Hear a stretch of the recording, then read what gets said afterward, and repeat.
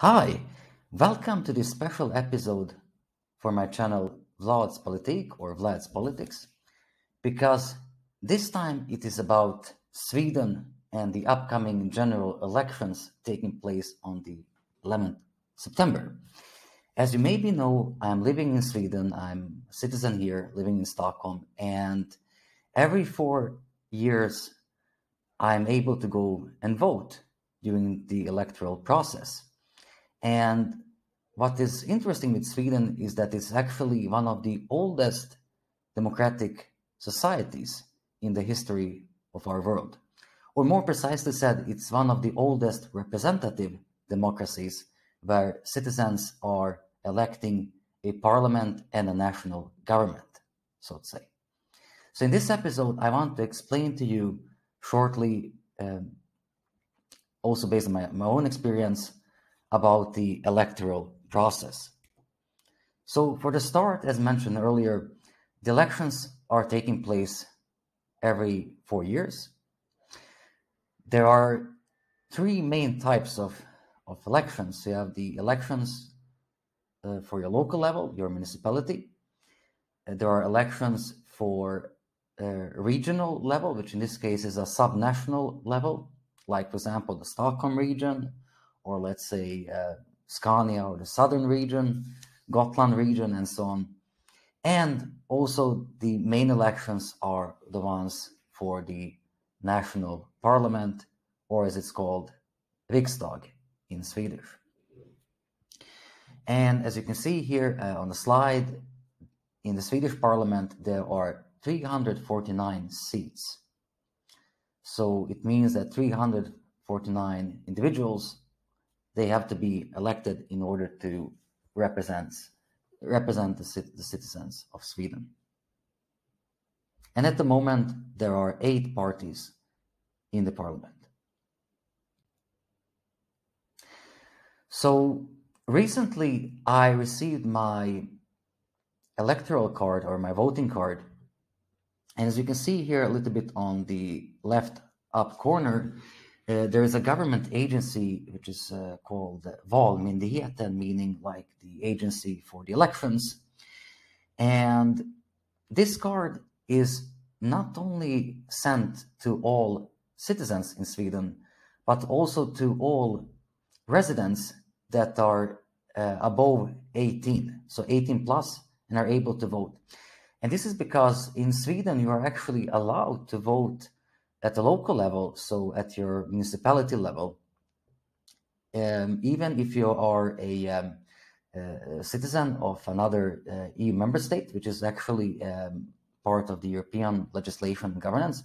But you can also vote if you are a citizen of what's sometimes called a third country. So let's say that, for example, you're now from South Africa, you are from Bangladesh, or even from China, or from United States. It doesn't matter. If you have been living in Sweden for a certain period of time and you are 18 plus, you can actually vote at your local elections. And this is considered to be important because after all, even as a resident, you are affected by decision-making at the local level. So you should also have the right to influence decision-making and to engage in democratic conversations. So anyway, you in the case that you are able to vote in Sweden, you will receive the voting card. And the card is actually very simple because it contains important information. So it explains to you about these 3 types of elections. It explains to you where your voting place is based, and in principle, it's always a place that is near, like to you, that's in your neighborhood. So in my case, for example, I can actually go to a library here, which is based only around, let's say, 100 meters from my apartment. So it's very, very close. And by providing this card, by showing this card to the electoral workers, I can vote for 3 individuals So I can vote now for the same party at all of the 3 levels, or I can vote for different parties at these different levels as well. It all depends on you, on your choices and preferences as a voter. And the card is also informing you that you are able to make an early vote starting from, in this case, 24th of August. And during the last, let's say, elections, this has become a more important trend because many people, they like to vote before the election day, because then they don't have to stand in a queue, they don't have to stress, they can just, be more relaxed and have some more free time. So it's become more popular with early voting. So it's a very easy procedure. I mean, it's a very smooth, very, let's say, non-complicated procedure. And I find this very interesting, or let's say very important, if I now compare not only Sweden, but also most of Europe, or let's say more precisely the European Union with the United States of America, or just America.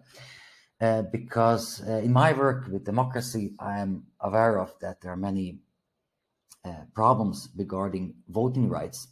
And maybe you have been already following those discussions in relation to the recent presidential elections in the United States, when the elections between John Biden and Donald Trump.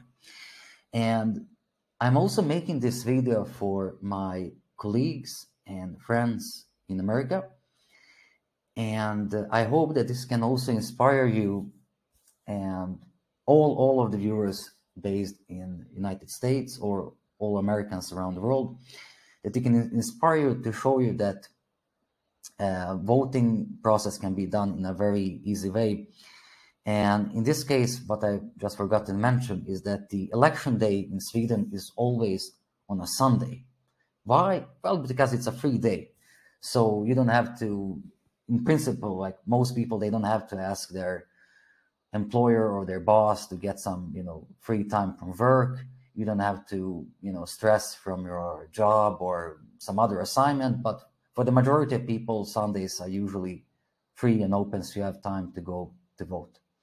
Or you can also vote on a Saturday, on the 10th of September, if you want as well. So it's all up to you, so to say. All right. So this was the point of my video, and I just want to mention that also, if you're speaking about September, so on the 15th of September, it's the International Day of Democracy. It's important not only to celebrate it, not only to defend democracy, but also to constantly renew, refresh, regenerate democracy by promoting new ideas, activism, and engagement.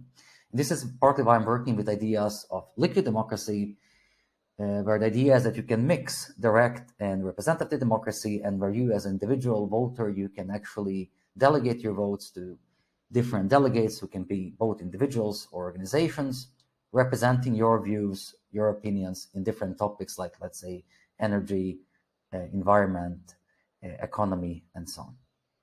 All right, so thank you very much for listening, and please subscribe and follow my channel, and I wish you a very nice day, and let's celebrate democracy. Ciao.